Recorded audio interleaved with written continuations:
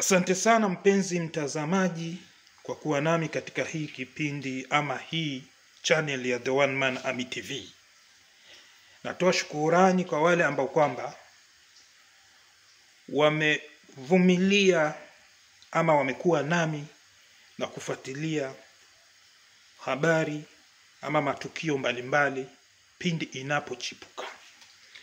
Na vile nawashukuru sana kwa wale ambao kwamba wamesubscribe kwa hii channel. Wale ambao kwamba hawaja subscribe, naomba mfanye hivyo ili tupate kuendelea. YouTube itaweza ku alert. Mpenzi mtazamaji, Urusi ilirusha makombora kutumia drones 115 kuelekea katika sehemu ya Kursk kule Urusi. Ukraine ilirusha makombora ikitumia drones 115 kuelekea kule katika sehemu ya Kursk katika nchi ya Urusi. Urusi imesema iliweza kudingua kabla haijatua, iliweza kudungua drone 109 kati ya 115. Baadhi ya hizo drone zingine zilikuwa zimerushwa ikielekea mji mkuu wa Moscow. Urusi imesema mtu mmoja aliweza kupoteza maisha yake katika shambulizi hii ya drones na raia 9 wakapata majeraha, nuguza majeraha. Baadhi ya magorofa katika sehemu ya Kursk zilikuwa zinawaka moto na kupata uharibifu mkubwa. Urusi imesema ilipata habari ya kiintelijensia ama intelligence ya kwamba Ukraine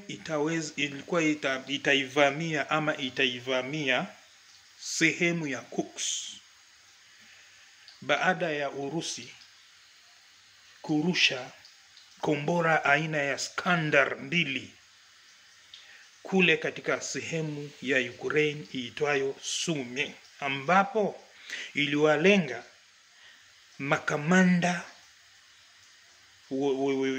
wa Ukraine pamoja na makamanda wa muungano ya nchi za NATO ama shirika la NATO, ambapo Urusi imedai iliweza kufanikisha kuwapiga wale na kuharibu hiyo sehemu. Kwa upande wake, Ukraine ilisema kwamba ilidai ya kwamba Urusi imelenga sehemu ya raia, hususan wakati walikuwa wakifanya ibada yao siku ya Jumapili. Kwa hivyo Ukraine ilikuwa naomba ulimwengu iingilie kati ili kumzuia Putin asiendeleze mauaji katika nchi hiyo na uharibifu mkubwa. Lakini bwana Lavrov ambaye kwamba ni waziri wa nchi za kigeni, na Dmitry, na msemaji wa serikali ya Urusi, wamesema walipata intelijensia na Urusi ilitekeleza hayo mashambulizi na ikafaulu kupiga ile sehemu. Manake ilijua ya kwamba kuna makamanda walikuwa kikutana katika sehemu hiyo wakiwa pamoja na makamandas wa muungano ama shirika la NATO. Kwa hivyo Urusi ililaumu Ukraine kutumia sehemu ya raia kama human shield. Sijui human shield inasemaje, ulinzi ama kujikinga. ya raia kujikinga katika vita, ama katika kutumia sehemu ya raia kwa vita. Urusi ilisema ilipata intelligence ya kwamba Ukraine italipiza kisasi.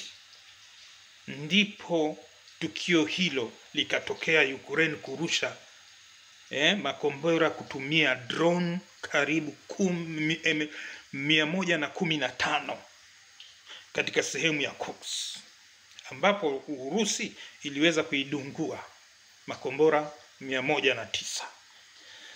Zile zingine kadhaa ziliweza kupenya na ikaanza kupiga magorofa ikawa zinateketea, mtu mmoja akauawa, wengine 9 wakapata majeraha. Je, wewe unasemaje? Toa maoni yako kuhusiana na masala kama hayo.